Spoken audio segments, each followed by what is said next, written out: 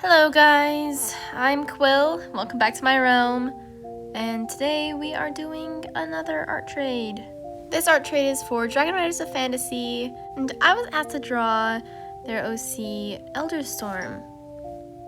I'm sorry if I kind of sound tired because I'm a little sick, and I'm going on a trip to Utah/Wyoming tomorrow, and I have a lot of homework to get done. So I'm sorry, Dragon Riders of Fantasy, that I'm not as energetic about this as I was in some of my other art trades. I promise though, I really did put just as much effort into the drawing. Speaking of the drawing, I'm probably drawing right now. I actually had a lot of fun with the drawing sketching portion. Mainly because I'm trying to make all of the dragons that I draw look more unique, and so I was kind of thinking about how I could do that with this drawing.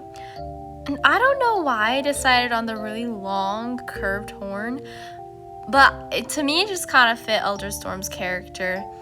So I added that, and I changed her ears a little bit too. I think I just made those longer too. But I don't know, I think that the longer ears look good with the longer horns because they kind of balance each other out. Yeah, I had a lot of fun with that sketching portion. But as for the coloring part, I was kind of confused on what colors I should do. Because the reference photo, all the colors were black. And not black, but they were all dark. And it was kind of hard to see. And I just like raising the level of darkness just a little bit so that it's easier to see and comprehend what's going on, so you can actually see the line art. And so I was kind of wondering what I should do. I knew it had to be some kind of red color scheme, and at first I put a lot of yellow on the wings. That was what color I was highlighting with.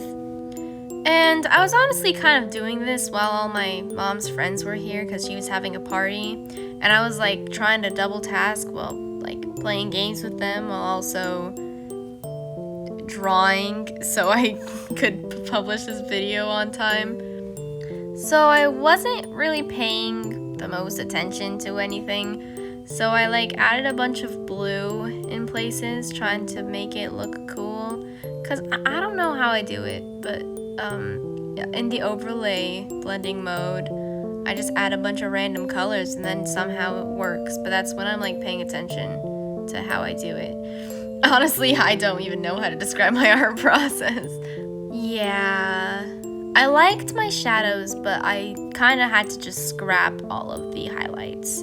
So I started anew. At first I was gonna try a completely new highlighting style where I just went really bold with the colors, and then I was gonna try to lower the opacity. But obviously that didn't work because I don't know how to do that because that's not my style.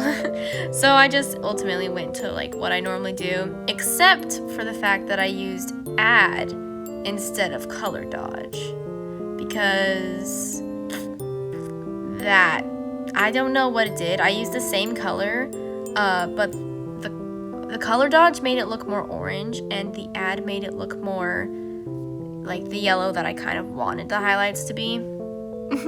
I'm sorry, for those of you who don't know what add and color dodge are, those are blending modes.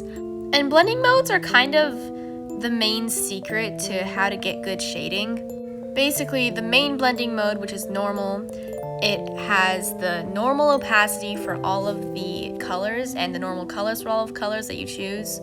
But when you change the blending mode, it puts the layer that you changed. So let's say it was a solid color of blue, then it would change all of the layers underneath it to kind of match with whatever blending mode you use. So overlay would make them all tinted a little bit blue.